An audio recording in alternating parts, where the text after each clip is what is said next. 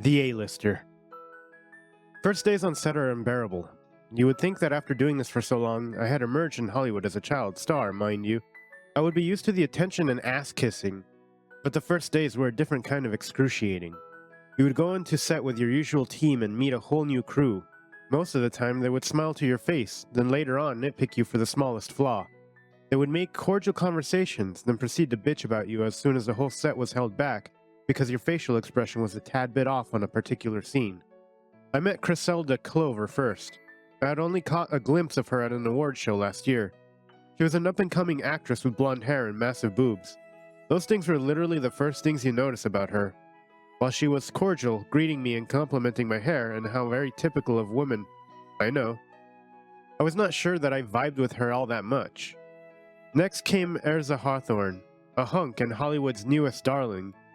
He had recently starred in an Oscar-nominated film, Carlingston, which featured a moving rags-to-riches story that earned him a critical acclaim. As I studied his demeanor, I immediately got the hype. He was tall and brawny, but he did not overdo it. His lips were full and his hair effortlessly soft, but his defining features were those blue eyes. That captivating pair of eyes could rival that of James Dean. Immediately in the first few days of the set, I noticed Griselda's constant clinging to Erza. She would clearly put on a show whenever he was around, to my annoyance. I simply rolled my eyes and buried my nose in a book between shoots to avoid being infuriated by her mere presence. Erza, on the other hand, was more good-natured towards her, although it seemed like he did not return her over-enthusiasm about their so-called newfound love team. Like now, she had just finished babbling about her new hair extensions to him. Clearly, he could not give two shits as his eyes were wandering everywhere but on her. Multiple times, those intense blue eyes even met mine. I smiled weakly, looked away, and went back to my book. When she finally left him alone to have a wardrobe change, he heaved an audible sigh of relief, to which I could not help but chuckle at rather loudly. "Find my plight entertaining, don't you?" Ezra teased as he approached me with large strides. I smirked. Who would have known rising star and Hollywood hottie Ezra Hawthorne would be reduced to merely Miss Griselda's listener? He could not help but laugh. I mean, for the record, she is friendly and nice. I gawked. Nice? He shook his head and jokingly rolled his eyes. "You into reading?" he asked, gesturing towards my book. I was reading Jane Austen's Pride and Prejudice, my first shot at a classic romance novel. I nodded and he nodded back approvingly. "I'm a big reader myself," he commented. And that is how I found myself forming an unlikely friendship with my co-star and supposed Hollywood rival, Erza Hawthorne. Books were as pivotal for him as they were for me. We shared the same sentiments about using them as tools for escapism. Sooner, we had to go back to the set, but something told me that the unlikely bond that we formed that day was there to stay. "That was simply amazing," squealed Griselda. Her ear-shattering, high-pitched voice almost splitted my eardrums. They had just wrapped up their first kissing scene, to which I was merely a bystander whose brooding jealousy was becoming evident. You see, the movie we were filming was called The Disposition, and featured me as Griselda's brother, while she and Erza smooched it out on screen. "It wasn't that amazing," I whispered to Erza as soon as Griselda was out of sight. He let out an adorable laugh, and I could not help but be drawn to his dimples. "Must you always be a hater? Has Miss Jane Austen not taught you any manners?" he bantered. "Hey, don't bring Austen into this shit," I joked back. He raised his arms in a feigned surrender before sitting on his set chair next to mine. We had grown quite accustomed to each other's company in the past few months. I found out that contrary to the belief that this man was all looks and bronze, he surprisingly had substance to offer too. I was not the most affable colleague normally, but I grew warm towards him almost immediately. Perhaps it was because we had so many shared interests. Most remarkably, our love for books and passion for acting. Anyway, during our set break, I had been reading a lot, he started. We had just returned from an almost 2-week-long set break that I used to rest and regroup. "How are they? Find that any tugged on your ice-cold heartstrings?" I teased, referring to his initial disdain for romantic novels. He rolled his eyes and took some books out of the messenger bag. "Well, I discovered some rather interesting romance novels in fact," he said, "and I saved them for you." I was perplexed. Books surely were one of my languages. I normally gifted them to my friends, whom I knew would understand why I precisely gave it to them. But it was because we had shared connections, we thought alike. We loved each other. But my co-star saved me some novels that he read? Much less romance novels? This was unheard of. My heart was pounding rapidly against my chest. It had been a while since I felt this kind of adrenaline rush. It was the kind of excitement no fame or fans can give you. Save some for me? I don't quite understand, I replied, still confused. Well, I read them and I thought of you, he stuttered. I thought you might like them, given the similarity of our taste in books. He handed me a stack of 5 or so books, and in doing so, our hands brushed, and I instinctively looked up and met his green eyes, which were already staring right at me. He swiftly diverted his gaze and excused himself. Later that night, I fell asleep to the thought of why I, of all people, reminded Urza Hawthorne of all these books, especially because they were of forbidden romances and unrequited love. Lovely view, isn't it? I remarked as we overlooked the French Riviera. The vast view of the sea was truly rewarding, and I could not be happier that the last few days of our filming were set to happen here in France. It really is, Urza said softly. I averted my gaze at him instantly, and his intense green eyes were already on to me.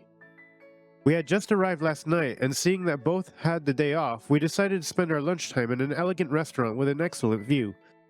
I started on my tomato burrata salad and started small talk. Are you enjoying France? I asked lightheartedly. Gorgeous, just gorgeous, he replied. Been in France for a couple of times, but never visited this part, and it's just breathtaking. It would have been better if Griselda was not glued to me every second of every day, though. I giggled. I thought you were being friendly. He glared at me. Of course I was. I was under the impression that my closeness with her was strictly for publicity's sake. I never would have imagined she felt something a bit more. I raised my eyebrows at this. Unsurprisingly, it seemed that the rising star Griselda was falling for Hollywood's hunk. Why was I not surprised? Well, I could tell you why. Not only did Urza offer charm that exceeded even some of Hollywood's greatest, but he was also extremely kind, well-read, and sensible. It was rare that you find someone of our profession and of his level of fame with that much substance. Even I, who had gone through several co-stars, was impressed. I could see why a beauty like Griselda Clover could fall in love with him, but I also never imagined that I would detest such a thought. I did not know why such a notion would infuriate me. Could it be that I was becoming overly protective of my new friend? Possibly. He was my new confidant after all. Daniel, he called. I snapped out of my Riviera at once. What do you mean she's feeling something more? Maybe you're feeling yourself a little too much. Must it hurt your ego that not everyone will fall for your charm, I teased. Hurt my ego? Dan, she kissed me. I did not realize I was gripping my knife a bit too tightly until it began to hurt. I loosened my grip at once and pretended to be nonchalant, although deep down I was seething. On set? I questioned, trying to play it cool. Offset, he replied, averting his eyes from mine that have been scrutinizing his movement and attempting to pick up any signs of reciprocity in his part with regards to Griselda Clover's feelings. You return the same feelings for her then? I asked, aware that I was becoming a tad too straightforward. He looked at me dead in the eye and shook his head vigorously. I never would have dreamt of it, he said. I have my sights set on someone else. Instantaneously, I felt relief coursing through my veins. Why did that reassure me? I knew I had a long shot of being the one that Urza was eyeing, and yet, here I was, hoping. I never even expressed a pinch of romantic adoration for him, and yet, I was hoping that he felt that for me. I must have gone mad. These high hopes should be banished from my mind at once. I must focus on my career, not let this man, however strong of a force he had become in my life, deter me from reaching my goals. And cut! I was beyond exhausted, having filmed my solo scenes since morning without Urza's company for the majority of the day. I felt even more drained, as if he was the only person on set who could rejuvenate me and make the day's worth of work feel like nothing. But as soon as he arrived on set, after script reading with Griselda, my exhaustion vanished. Try as I may to avoid his advances, he was relentless, although I knew his intentions were merely cordial and not romantic as I believed mine were. His gestures made my heart flutter nonetheless. A large iced Americano for the worn-out mister, he announced exaggerately, and handing me a cup of coffee. Why thank you, Mr. Hawthorne, I said. Your turn now. Long day ahead, huh? He rolled his eyes. We haven't started and I'm already tired. Kissing scenes with Griselda today. I stopped sipping my coffee at once and the world around me seemed to stop. The thought of his full lips touching that of Griselda Clover made my blood boil. The mere thought of someone kissing Urza was like a punch to my gut. To aggravate it, it was Griselda of all people. Griselda Clover, Hollywood's newest it girl who thinks she was much better than everyone else because she had a killer body kissing Urza Hawthorne. I despised the mere idea. And yet, as their first take started, I merely stood there. I wasn't moving. My brain was telling me, run while you still can. Spare yourself further pain, but I did not listen. I stood there, my curiosity getting the better of me, and watching as their lips moved seamlessly together, as though they were two parts of a puzzle. They were fitting and perfect, with her classic blonde bombshell look and his boy-next-door charm. I was certain that they would take Hollywood by storm. Every single member of the audience would be enraptured by their chemistry. "And cut," said Anthony Towns, the director. "You two are marvelous, such naturals. You could do that for a lifetime." That was my last straw. I took to my trailer room and did not look back once, not even when I heard Erza calling out for me. I slammed my door shut and I attempted to calm my breathing, but to no avail. I plopped down on my makeshift bed and tears started streaming down my face. The thought of Erza being in the arms of someone else made my heart ache in ways I never thought were possible. I was used to being the unfeeling one in my past relationships, often taking them for granted and breaking their hearts. Why was this happening to me now? My melancholic thoughts were rudely interrupted by the door opening and the lock subsequently clicking. "Hey," entered Erza. "I wanted to talk to you." I wiped my tears desperately, still trying to mask my distress at the sight of him kissing that girl. We were friends at best, nothing more. I did not even have the right to be upset. "Great job. Enjoyed yourself, didn't you? You'd be the hottest couple of Hollywood in no time." Seeing that this is clearly not just an act. Perplexed, he shook his head. "What do you mean?" "You were a natural. Easy Towns said so himself." "How could you channel such feelings on screen if you did not reciprocate Griselda's feeling towards you?" "You hurt me. You think so little of me? I can't act for shit, is that it?" "Oh, I'm sorry. You don't think I'm capable of acting as good as you, is that it?" "Can't believe that I'm outdoing you, can you?" he retorted. "I hated that you were just so good at kissing her because I wish that were me. I hate how much I want you. I hate how I'm so calm and composed, but as soon as you walk in, I lose all my senses. I hate how you have the purest of hearts and the fact that I could never live up to that. I hate how I'm ready to risk it all for you, and I hate that you would never feel the same towards me," I bursted, unable to contain the passion and frustration that had gradually been building up in me from the moment we met. He swallowed a lump in his throat and took a step closer towards me. "Dan," he whispered weakly, "what are you trying to say?" I huffed. "Are you daft? Are you truly that blind, or are you just pretending so? I love you, Erza Hawthorne. I've loved you since the day I set foot on this set and laid my eyes on you. I'd loved you since you started giving me the books you read, and every time I hear you babble about the stories you feel so strongly towards, I fall in love with you." He did not utter a word, and for a moment, it scared me to death, because this was it. I took the chance and risked our friendship, and now that he did not feel the same, I had ruined it. We had no shot of being lovers, and now we can no longer continue our friendship, either because of my confession. But he took yet another step until he plopped down on the bed next to me, took my face in his large hands, and kissed me as if his life depended on it. Our tongues battled, and we shared the most passionate kiss of my life, as if we were both expressing a lifetime's worth of frustration and emotion. If that did not tell you enough, I love you too. But love is not a strong enough word. There is no word strong enough, and even saying that, it does not suffice to express how I truly feel about you. I started giving you those books because even saying it outright will not suffice. Nothing ever will, given the strength of how I feel about you. But I will show you, and I will tell you for the rest of our lives, if you allow me. "Are you avoiding me?" Erza said roughly as he entered my trailer. It was the last day of filming, and a week since our incident. I had been keeping my distance since, as though suddenly retracting the sentiments I had blurted out that fine day.